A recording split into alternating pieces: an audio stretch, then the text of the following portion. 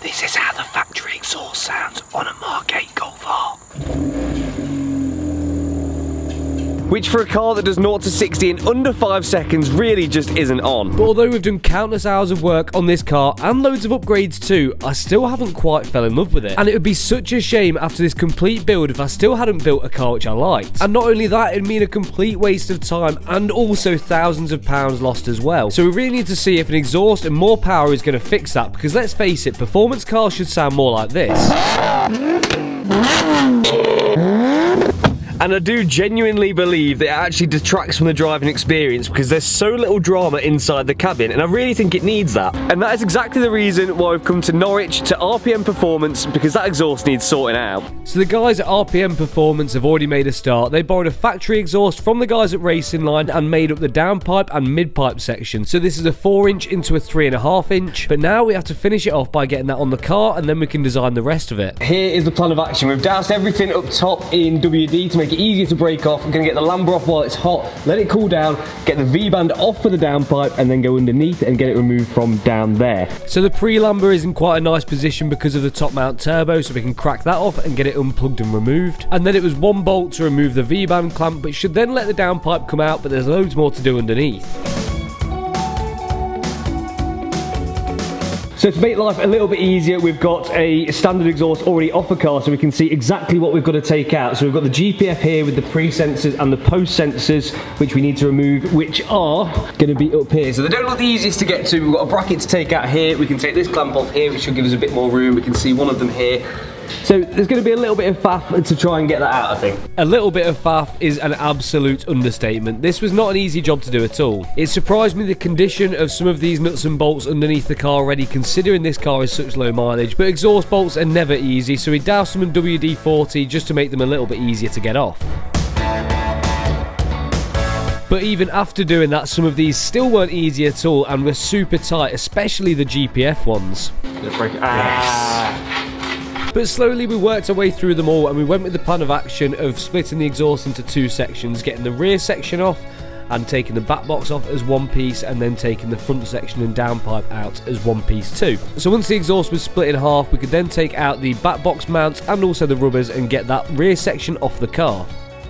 Then we removed some of the bolts for the lower engine mount and also a brace from the centre of the car so we could remove the prop shaft. And although we didn't have to remove the subframe, we did have to undo the bolts out of it so we could drop it down and move it out the way ever so slightly to allow the downpipe to come out. But finally we managed to pull the downpipe through the engine bay and get it out of the car.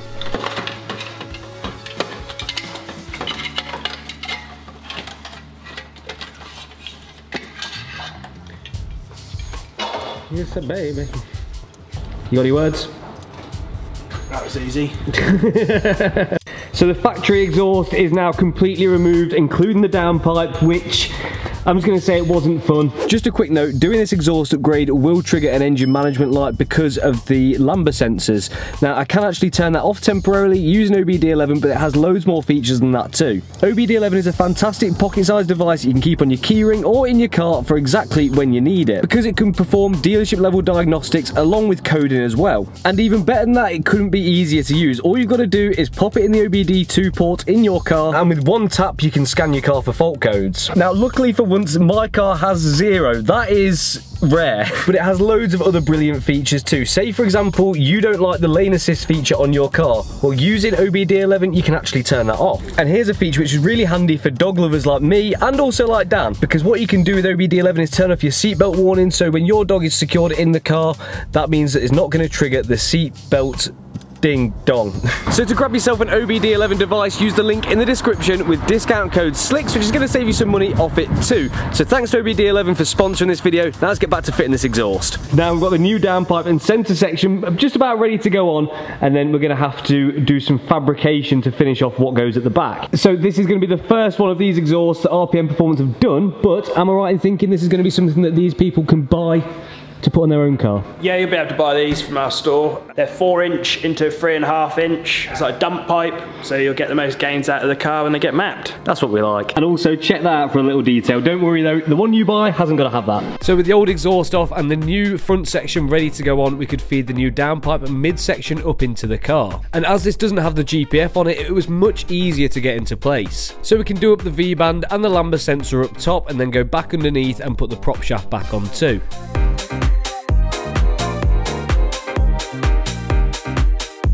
Now the guys at RPM Performance fabricate all of their exhausts in-house in the UK using the highest quality materials. Trust me, if you're seeing this place in its entirety, it is astonishing. So now that the downpipe and the mid-pipe are on, we need to make up the rest of the exhaust, and we're going to be doing that on the car. So that means making up all of the back boxes, the exhaust tips, and all of the wide pieces too. And to get this mocked up, Dan tack welds everything in place so we can find exactly where we want everything before we finalise it by welding everything up. And now that we're happy with where everything's going to go, we can do the final cuts, get all of the last bits of pipe in place and bent, and then finally weld on all the hangers and weld all of those seams up as well.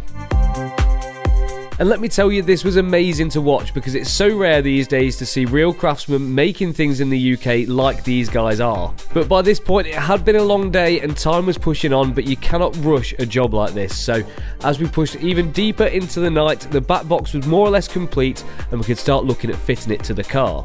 And does the finished product not look absolutely stunning? This is going to be the best exhaust that money can buy for a MK8 R. But now it's time to do the final fit and get everything in place ready for that first startup. And definitely not forgetting the beautiful carbon exhaust tips which go perfectly with the diffuser and the other bits which we've got on as well.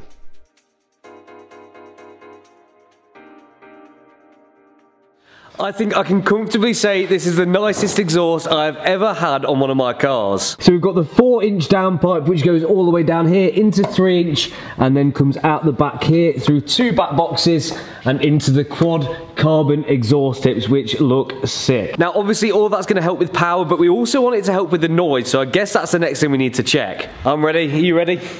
I'm ready. Go for it.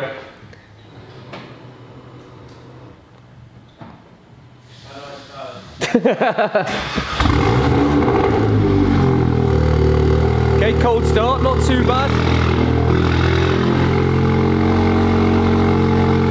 That's not bad. Throaty. Quite loud. My neighbours are gonna love me. What do you reckon? Sounds pretty good. In race or eco? Race. Okay, go into eco. Go into eco. That's alright, isn't it? That's not so bad. Good. That's pretty decent. And then go back into race.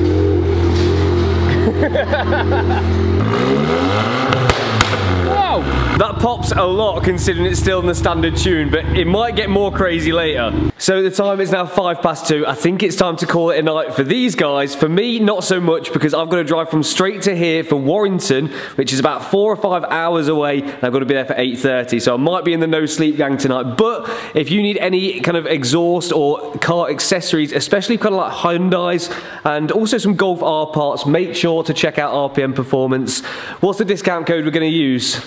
Slicks. Let's use discount code Slicks, and that's going to save you some money off some of those parts, so make sure you go check them out. Links are in the description. Okay, so the time is now 7 AM and I have made it to Awesome GTI. But no one's here. They're slacking. What's that about? Well, I've got an idea of something to do while I wait, because it'd be interesting to see the before and after of the 0 to 60 figure. Now, this will probably be slightly different now to a standard car because it's got the new downpipe and things on, so it probably will perform slightly better, but it's still interesting to see. I can put the standard figure on screen now. I think it's like 4.5 seconds maybe, might be wrong, but let's see what it does with just the downpipe on. Then let's see what it does after that with the tune.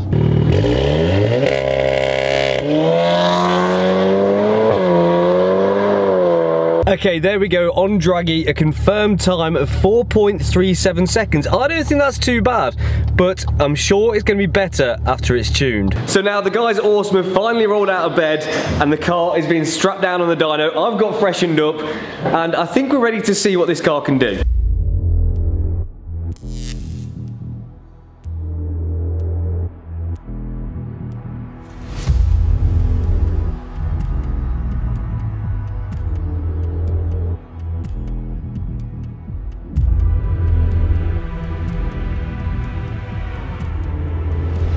nearly forgot. There's one key, crucial modification that we need to make the most power possible out of this car. Bear with me. Here it is. Right, so I've gone and picked up this absolute beauty, which I think we can all agree was definitely needed. A Forge carbon fibre engine cover, and we all know carbon fibre equals more fast, and that in itself has got to give at least 50 brake horsepower. So that can go wherever it goes, somewhere around there. Doesn't that just finish off the engine bay? Now, if you guys want to pick up any parts from Forge for your cars, they have done you an absolute deal. Using code CHRISSLIX10, it's going to save you 10% off their whole range of products. Unbelievable. So you join me in possibly the best waiting area I've ever seen at a car garage. And what the plan of action is we're going to run the car a couple of times on the dyno first to get a stock power figure, even though it's not technically going to be stock because we've already got the AirTech intercooler on, the Racing Line R600 intake, and also the RPM full exhaust system, so it should run slightly more. That's what I'm hoping anyway. And then we're going to get that stock power figure, and then we're going to do a bit of tuning. Those guys are going to run us through that, and then hopefully we're going to have a massively increased figure afterwards. Then once that's done, we need to see how much of a difference that makes to that 0 to 60 figure too. But back to square one, my job's pretty simple. All I've got to do is enjoy a complimentary drink and watch the magic happen. And with that new exhaust as well, we're definitely going to hear it. I think it's pretty normal for these Mark 8s to run over their 316 horsepower standard figure on their stock tune, but with this one, with the AirTech intercooler and the new downpipe, we made 362. What's going down? So we're just about to flash the ECU, we're going to attempt to flash the TCU. Is the TCU the gearbox? Yeah, okay. So it's the transmission control unit. Yep. It's basically, on these later ones, there's 2 different versions, and one of the versions is locked, so right. We're hoping it's not that, so we're going to go ahead and flash that first, and then that'll denote what level of torque file we'll put on the engine, depending on where we are with the gearbox. Fingers crossed for that then. Yes. Fingers crossed. And luckily it was good news. Yay, TCU! oh, hang on. Oh, yeah, we're getting a bet on. I can tell you're a man that likes a bet. Oh, I love a bet. Yeah. A bet for lunch? Yeah. So we're all putting I'm definitely a tenner in the kit each. Run the car, it's doing 362 horsepower with the hardware on. Right. What is it going to do? That's stock with hardware, right? Stock with hardware. What's it going to do? Okay. I know these are quite good actually on stage 2. The turbos are pretty strong, aren't they? Yep. Okay. 463. Ooh. That is my guess. Ooh. That's strong. 456. Ooh, I'm in the ballpark. I said 459 earlier, so I'm going to go 457. 457. These guys, you're not expecting what this car has got to give. There's so much carbon on this car, it's going to have nearly 500. So this car is being tuned with Racing Line software. This is OEM Plus software. There has been loads of research and development go into this to make sure that it's safe on the car it's being put on. Now this has been developed to preserve the drivability of the car and also the engine as well. So it may make a few brake horsepower less than other brands, but one thing we do know is it's going to last. The last thing we want to be doing is blowing up engines. Right, so we've got the new software flashed onto the car, so let's see what the first run does with its stage 2 Racing Line tune.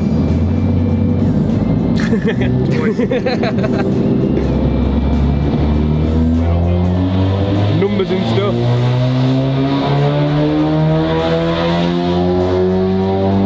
That's so loud.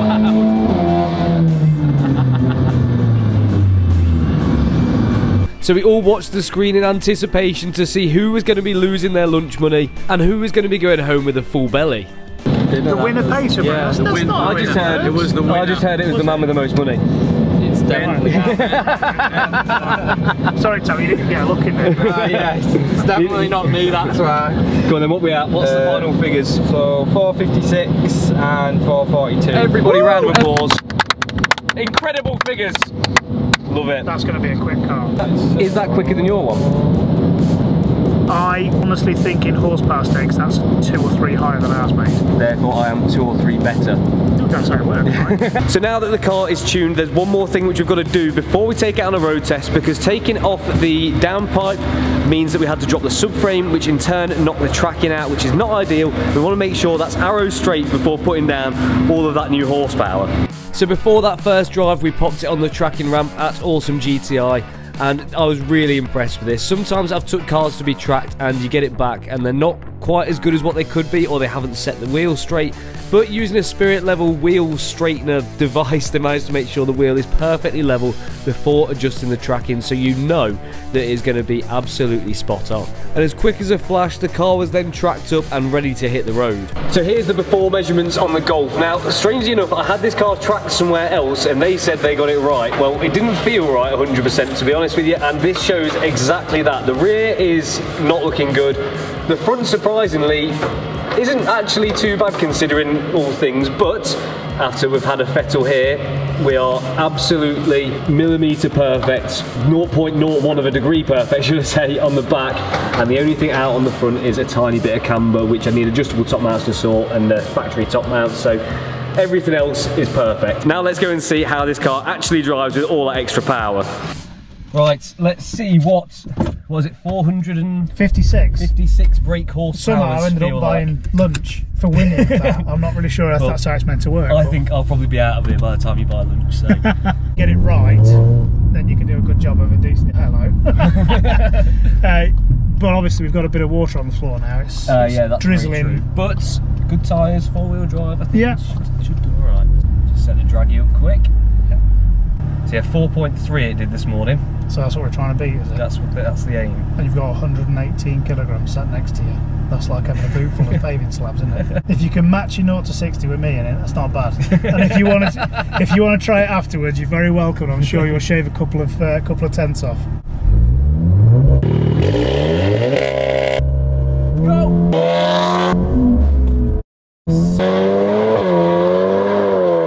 Spinning up a little bit. She's fast. 60.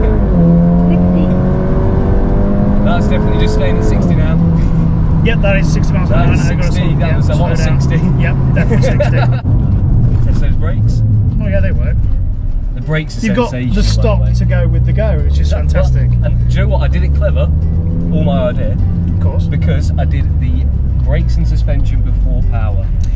Which literally nobody does. Exactly. And, you know, you can be commended for that, definitely. I know, I'm the king of safety. Absolutely. It's not slow with me, is it? So the original run was 4.3 seconds. In the wet, with more power, it did spin up on the front. I did feel it, yeah. A little bit. And with a very good looking passenger, it's nearer 4.9. Oh dear. Yeah, so right. Maybe I will retest that, and if I get to do it in time before this video goes out, I'm going to leave a thing on screen now. Hi, Chris from the future here. Just to let you know, I did manage to beat that time, and I managed to do it in 3.7 seconds. So I think that's a 0.6 of a second improvement over the previous original run. So that's a pretty decent gain, I'd say. So, big win. It's kind of addictive, makes you giggle, doesn't it? Yeah, for some reason it just does. But it's good now that it's actually got like a bit of torque, because before it was just so... Everyone who's got in this car said the same thing. It was so... It just felt like a Golf. Yeah, I could see it. They've mapped really flat. Yeah, it was standard. so underwhelming, like getting in it, and it was like there wasn't the excitement factor, but I think it's got that now. Yeah, it's the whole package now. And the best part is it'll make a great car for someone else. So what's your plans with it? It's got to go. It's got to go. Yeah. As these things do. Unfortunately, I'm not in the business of keeping cars. If I could, I would, but I can't. But you keep everyone, wouldn't you? That's the Pretty problem. much, yeah. Well, what a transformation to the Golf R. Thanks to the guys at Awesome, thanks to the guys at Racing Line, and also at RPM Performance too. It's exactly what the car needed, and now it is really the complete package with the brakes, the suspension, the performance, the exhaust note, the interior. It's got everything you could possibly want out of an all-rounder car. So if you have enjoyed this video and the Golf project, don't forget to hit that like button, hit the subscribe button if you haven't already, and I will catch you next time.